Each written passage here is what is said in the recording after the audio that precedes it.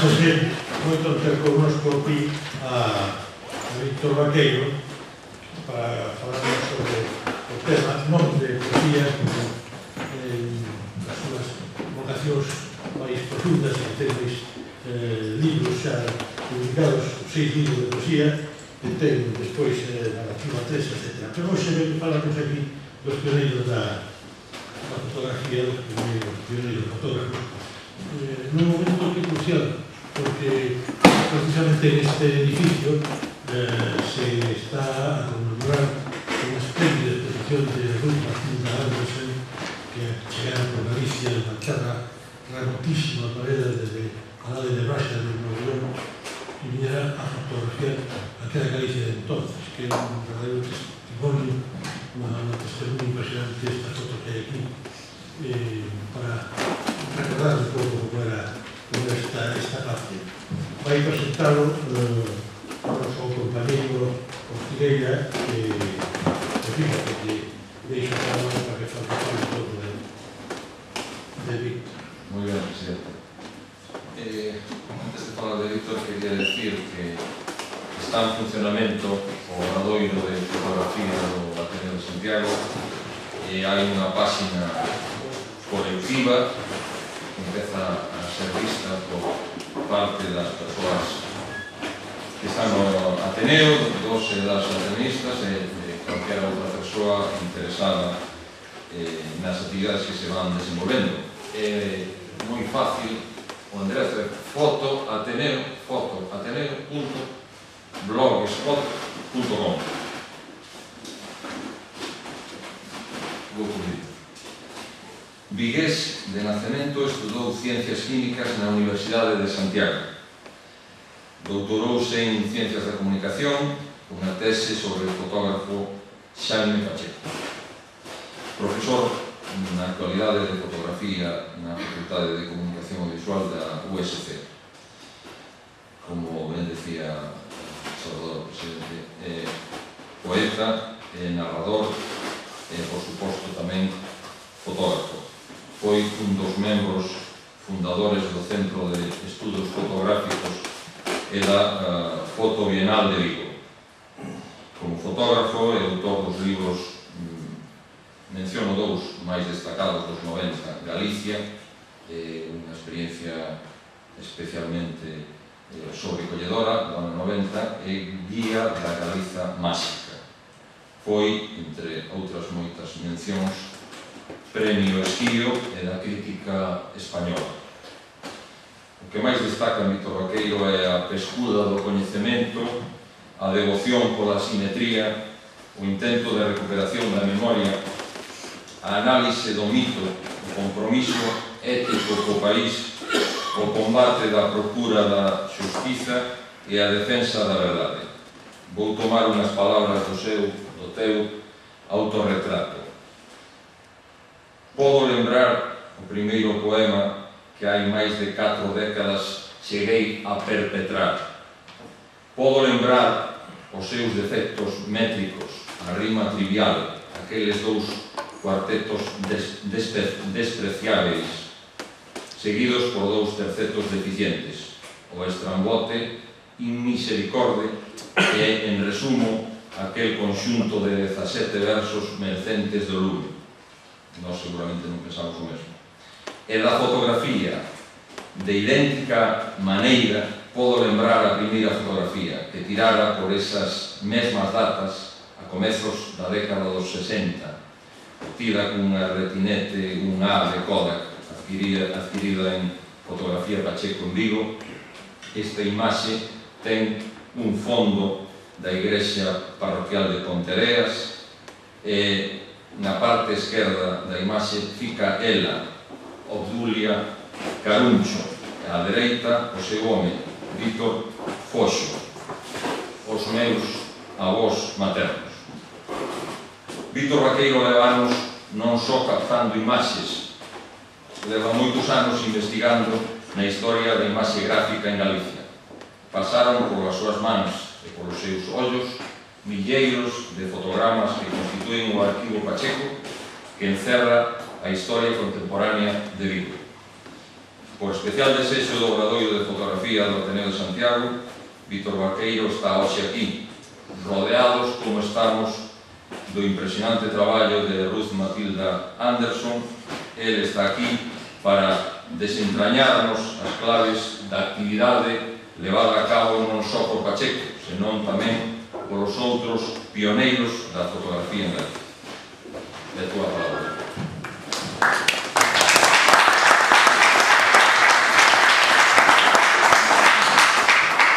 Moitas gracias polas merecidas palabras de presentación, que de verdade que creo que son exageradas, sobre todo no que se refire a isto último que se dixo, que é a miña especialidade. Comenzarei sinalando algo que non é, sinceramente digo, de verdade, que non é unha falsa modestia, senón que é unha realidade. Eu non son un especialista en fotografía galega e moito menos nos pioneiros, porque, entre outras cousas, sinceramente digo, de verdade, non existen especialistas, por desgracia, hoxe en fotografía galega. Non existe. Cando este fin de semana estaba preparando esta charla, entrei na página da USC e entón, o azar non, entrei na miña facultade, entón este dato, porque como eu procedo dese territorio da ciencia, pois creo que o dato é importante, o dato é algo máis que unha opinión, digo que entrei na página web da que foi a miña facultade, a Facultade de Química, e eso sí, así como decía outro, a bulto, me pinchei no primeiro departamento que me cadrou, que foi o de Inxeniería Química. Ben, o dato que quero sinalar é que desde o ano 53 nese departamento leronse 148 teses de doutoramento.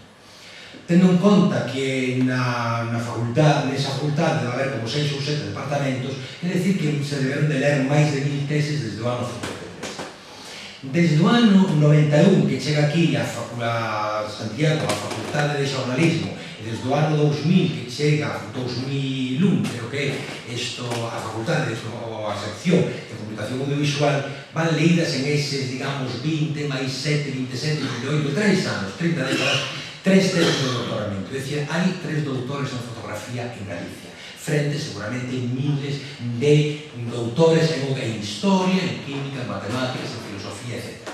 Quero dicir que realmente a situación está mal, moi mal. E ademais está especialmente mal no que se refire aos pioneiros, é dicir, no que se refire a ese período que deberíamos situar ao redor do ano 1850. A inauguración oficial da fotografía é no ano 1839 e, bueno, a primeira fotografía datada que vou proxectar aquí para que aquelas persoas que non a coñezan, que intenten adivinar o que é, digo que é de 1826. En Galicia se digo que é especialmente complexo, especialmente complicado falar de especialistas nesa materia. Non hai prácticamente publicacións e verdadeiramente a situación é mala. Tenho que decir tamén que a situación é moi mala no resto do Estado español, que si busca producción teórica sobre fotografía, a bibliografía non chega a 40 títulos. Outra cousa serían as traduccións, pero ese é o corpus teórico que pode existir hoxe na fotografía, digamos, española contemporánea.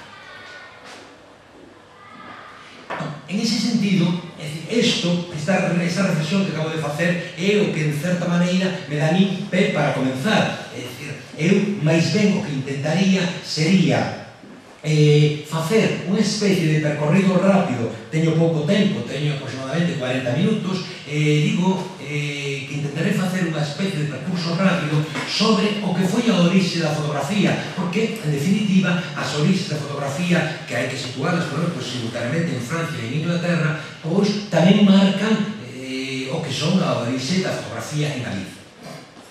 Nese sentido, quixera comenzar sinalando un feito.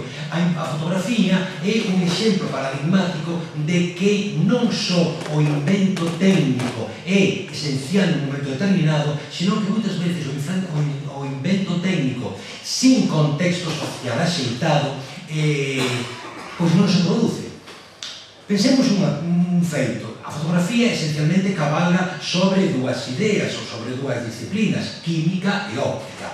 Todo todos os fundamentos da fotografía estaban dados moito antes de 1826, ou 1839, como digamos calquera das dúas datas, moito antes, digo, estaban dados todos os condicionamentos para que a fotografía aparecese. Pero, sin embargo, até ese momento non aparece. Seguramente, pois casi 100 anos antes estaban xa a química e a óptica suficientemente desenvolvidas para que a fotografía aparecese. Pero, sin embargo, non aparece. E non aparece porque o contexto social o impedía. E o contexto social da aparición da fotografía é simplemente o cambio de paradigma político que acontece en Francia e posteriormente en toda Europa, é dicir, a Revolución Francesa. É dicir, en gran medida, aparece a fotografía porque a nova clase que toma o poder, a burguesía revolucionaria nese momento, pois decide apostar, decide apoiar un novo método de representación de si mesma. E, frente ao método tradicional da pintura, pois opta por un medio, digámoslo, máis pragmático, máis rápido, máis incisivo e máis, tamén, máis fiel. Curiosamente, deixadme facer unha paréntese, curiosamente, 175 anos despois desa aparición, é curioso, pero un entra nos parlamentos ou entra nos gobernos e síguense representando pois os presidentes do goberno, xefes de Estado, etc., con pinturas, non con fotografía. É dicir, esencialmente, a fotografía, creo que todos debemos de recoñecer, que é un medio máis fiel, máis rápido e máis fidedigno. E, sin embargo, pois, con isto quero decir que se opta por probablemente por unha representación mítica e ao propio tempo tamén se opta por outro feito, por, digamos, por a tradición frente á modernidade. É dicir, frente aos 5.000 anos, poñamos, de pouso cultural da pintura frente aos 175 da fotografía, optase, digamos así, por o pedigrí da pintura frente ao anovamento que pode supoñer a fotografía. Digo que en esencia son as novas condicións que aparecen en Francia os que posibilitan a aparición deste medio. Isto por un lado. Por outro lado, hai tamén un feito que quería salientar. Cando, insistindo nesta cuestión da burguesía revolucionaria e a necesidade de representarse a si mesmo. É curioso, pero non sorprendente, quero dicir que deberíamos de reflectir sobre eso, que tanto a literatura, é dicir, cambio de paradigma da poesía á narrativa, e da pintura frente á fotografía, hai un certo paralelismo entre a narrativa e a fotografía.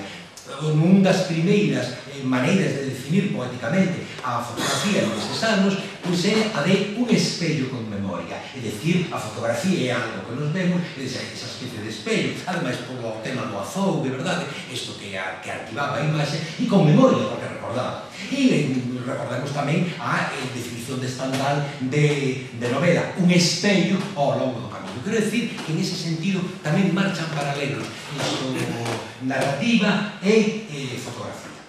Como consecuencia de eso, intentaré ser breve, pero quero dicir que me parece esencial dar este marco xeral para despois comprender un pouco máis o que vai pasar en Galicia, que esencialmente o vamos ver proxectado aí. Digo que en definitiva, eso como se traduce na forma de representación?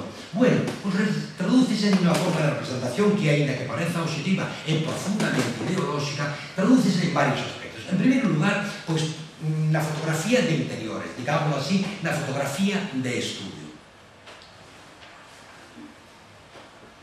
Todo o mundo coñece fotografías antigas, fotografías bellas, en un filme, fotos antigos dos seus antepasados, e entón ve que nas fotografías de estudo hai unha, como diría eu, pois unha representación moi normada. É dicir, sempre hai unha especie de columna na que se apoia casual e distraídamente a persoa fotografada, sempre hai unha silla, un velador no que a persoa se senta, normalmente coas pernas cruzadas, e fai como que lee un libro, sempre hai uns fondos, etc. E esos fondos, teño que decirlo, que son esencialmente iguais en Santiago, en Vigo, en París ou en Londres. É dicir, esa especie de contorna, formado por certos mobles, columnas, esas columnas normalmente con capitéis de corte, bueno, pues xónico ou corintio, é dicir, que remiten a modelos clásicos. De alguma maneira, isto simboliza dúas cousas. Por unha parte, digamos, o tipo de persoa que se está aí fotografando non son campesiños, non son mariñeiros, sino que son burgueses e, por lo tanto, tamén deseosos de ter unha certa patina do anterior, e, por outra parte, pois, a reflexión sobre esa aspiración á intelectualidade, etc. que se marca. Por outra parte, hai algo que en esos fondos aparece de maneira notable e é, digamos, os comenzos do que vai ser algo que sí que me gustaría tamén insistir, a falsificación fotográfica.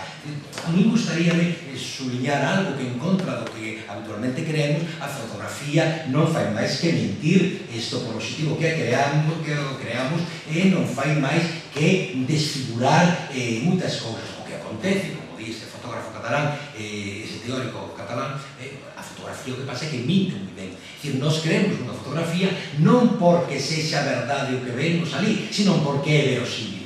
Hoxe, por sorte, digo eu por sorte, para mí, eso pode quedar despois para o debate, por sorte, iso que lle chaman o estatuto de verdade da fotografía estáse derrubando para dar paso a eso que lle chaman tamén o estatuto de verosimilitude, non? Digo, iso está caíndo definitivamente pola chegada de Photoshop. De todas maneiras, quixera sinalar que nas primeiras fotografías que se fan en 1850, en 1840, pois xa se falsifica. Pensemos unha cousa, que ese mecanismo que todos coñecemos de Photoshop, que é cortar e pegar, pois eso realmente non fai máis que traducir o que se facía en aquel tempo. Cortábase con as tesouras e pegábase con cola, e sobre esa especie de collage disto que despois se fotografaba, pois se facían as revolucións. Quero decir que nas primeiras fotografías que se coñecen de Niepce, de París, a xente non saía. A primeira fotografía que nós vamos ver aquí, que xa digo que é a primeira foto datada de 1826, pois é unha foto con 8 horas de exposición. Entón, ali, como diría aquel político, que se mova, non sai na foto. Pois, ali realmente non saía ninguén na foto, porque claro, estar 8 horas sin moverse, pois únicamente igrexas, rúas, catedrais, edificios, eran os únicos que eran capaces de estar sin moverse. Entón, pois aquelo, pois aparecían rúas absolutamente fantasmagóricas, porque non había ninguén nas rúas. Entón, nas primeiras fotografías, dibuixantes, hábitos, pintaban sobre a fotografía para que se vira tal imaxe. Quero decir que é inherente á fotografía xa desde que nace a falsificación. Por outra parte, e iso tamén vamos ver algunhas fotografías que vamos a ver de Ourense, da Alameda de Ourense ou do Porto de Carril, isto, hai un desexo de ese novo medio que se está abrindo paso a atingir un estatus que non ten. É dicir, no ano 1800 e algo, digamos eso, 26 ou 39, pois en ese momento a fotografía está nacendo, pero a pintura, ten xa desde as covas de Altamira ou desde os gravados que aparecen nas tumbas egipcias. Entón, de alguma maneira, a fotografía precisa concederse a sí mesma un estatus que non ten. E entón, bueno, pois ao pouco tempo aparece ese movimento que se chama pictorialismo, non en van, se chama pictorialismo, polo cal a fotografía adquire os modos de representación, os modos de mostrarse semellantes aos da pintura. E a forma que ten a fotografía de, por decirlo así, prestixiarse a sí mesma. Iso todo, como vai, de alguma maneira, rebotar, eses modelos pictóricos, como van rebotar na fotografía? Eso, infelizmente, en Galicia non o temos.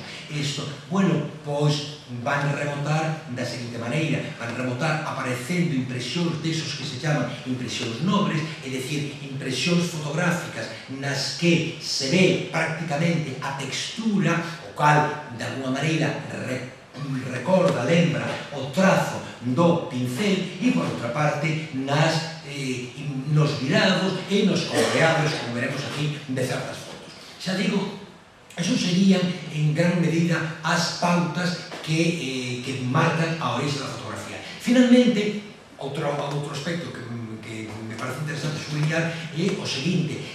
Claro, en ese momento no que aparece por primeira vez a fotografía, no que aparece un novo medio, quen é o que fai fotografía, sobre todo? Quen é o que elabora unha estética fotográfica? Quen é o que de elaborar un corpus teórico sobre a fotografía?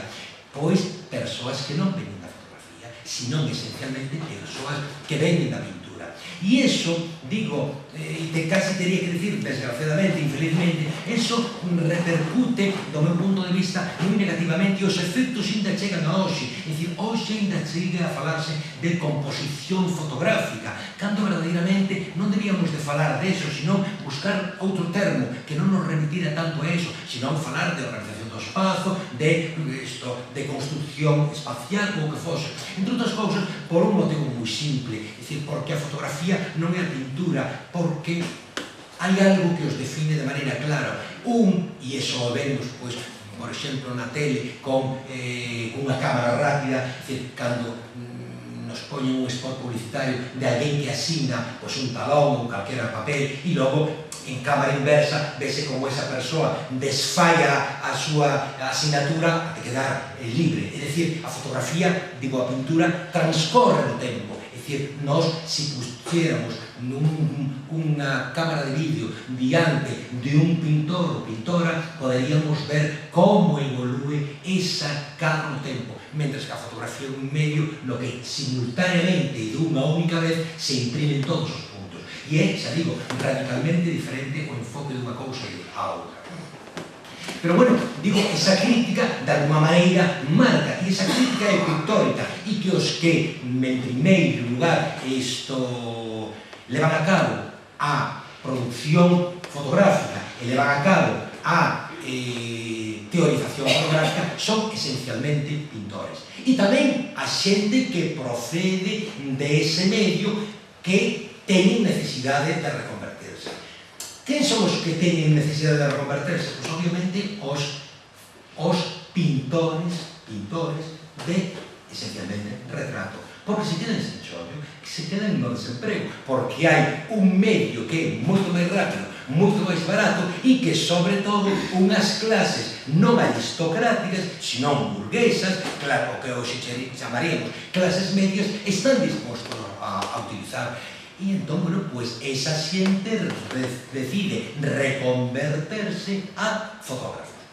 Ben, esas son, digamos, as pautas esenciais da fotografía. Que ocorre no noso país? Bueno, como dixen antes, non sabemos no que ocorre no noso país, porque o único que hai son estudos moi fragmentados da situación fotográfica e, desde logo, moi pouco, prácticamente nada, desos anos cruciais de 1800, a partir de 1839. As primeiras noticias que se teñen, bueno, pois son, por exemplo, no Faro de Vigo, o número 1 do Faro de Vigo de novembro de 1853, fala de que hai un incendio en Vigo na Porta do Sol e que entre as cousas que se recolleron ali do lume, pois había un daguerrotipo. É dicir, deso débese deducir que hai xente que ese momento non a coñecemos, isto facendo fotografía en vivo, daguerrotipistas, e por outra parte, pois, ou por outra parte pode ser que esa persoa trouxera o daguerrotipo de fora. En todo caso, sí que sabemos, por exemplo, en Santiago, un fotógrafo que actúa nos anos 50, aquí nesta cidade, Andrés Cisneros,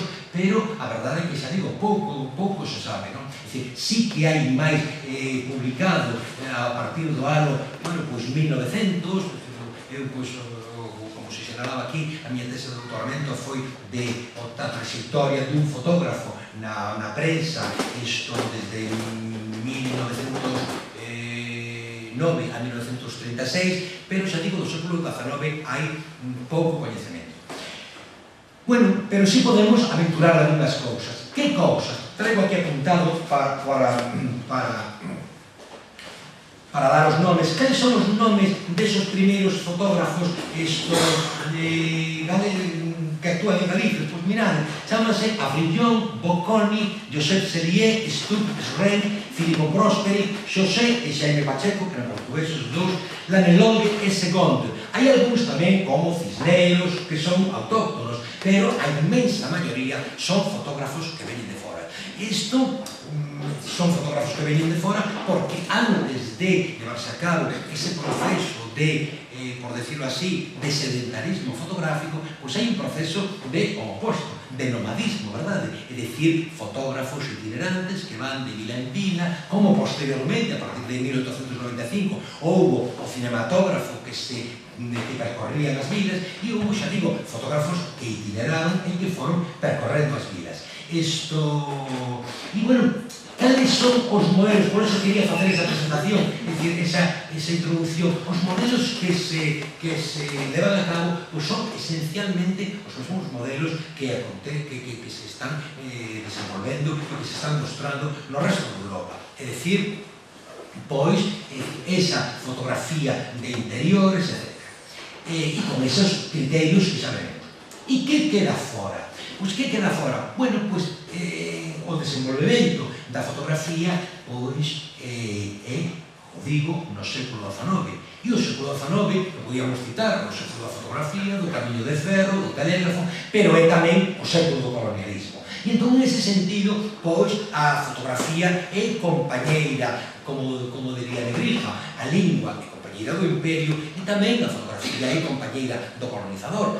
E entón, neste sentido, pois, hai pois, ese desexo de mostrar pois, esos povos exóticos, igual que hoxe as axencias, os tour operators nos falan de, como son esas palabras, porque sempre son a mesma, illas paradisíacas e augas cristalinas en paisaxes idílicos. É dicir, pois esas tres frases que normalmente se repiten, pois, de alguna maneira, tamén as reproduce o colonialismo, digamos, no fotografado de países exóticos. De países exóticos que, de alguna maneira, e subrepticiamente, ou non tan subrepticiamente, queren mostrar na súa fotografía a inferioridade do outro, é dicir, o Nubio, digo por citar libros coñecidos dese momento, feitos por franceses ou por ingleses, o Nubio, o Egipto, o egipcio, o palestino, o sudanés, son como nós, sí, pero non vas a comparar a nosa cultura coa deles, non? E ese factor ideolóxico está moi presente. E despois está presente tamén, digamos, como factor ideolóxico interno. Sempre se fala dun libro que é esencial en todo isto, que se chama, bueno, non sei, o libro non se chama, sino que se chama o movimento que organiza a misión heliográfica. A misión heliográfica, isto facendo referencia á técnica que se utiliza, que é un conxunto de fotografías de Francia. En realidade, mellor dito, en teoría, lo que se trata é de mostrar aos franceses as maravillas que Francia contén.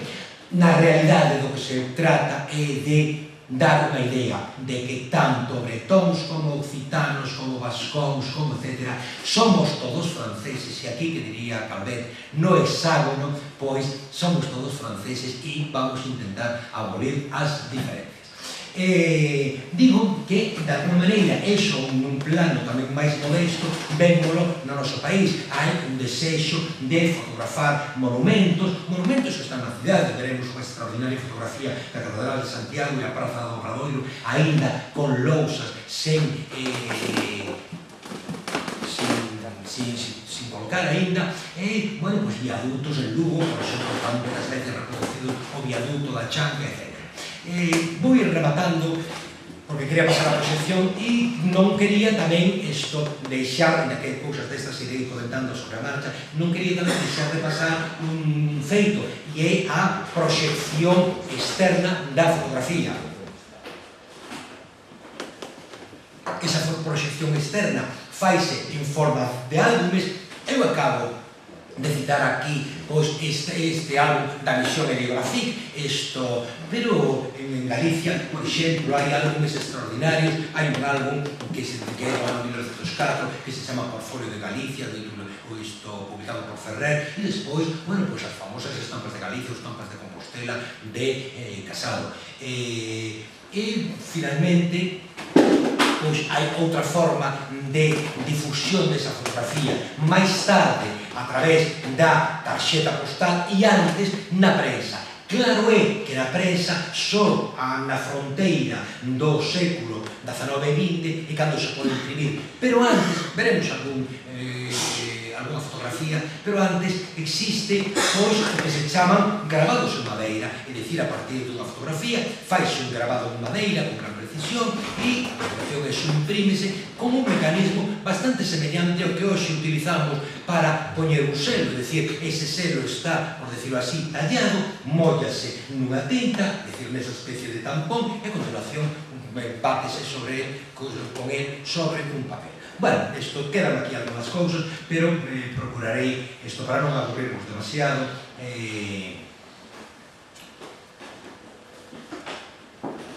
comentar según vaya aparecendo.